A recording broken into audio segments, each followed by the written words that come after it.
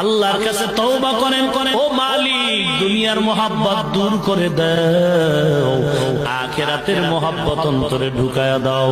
কারণ দুনিয়ার মোহাব্বত নিয়ে যদি কবরে যাও, কবর দুই পাশের মাটির ছাপ আসবে, জাহান্নামের আগুনে কবর ভরে যাবে, হাসরের ময়দানে আযাবের কোনো শেষ নাই।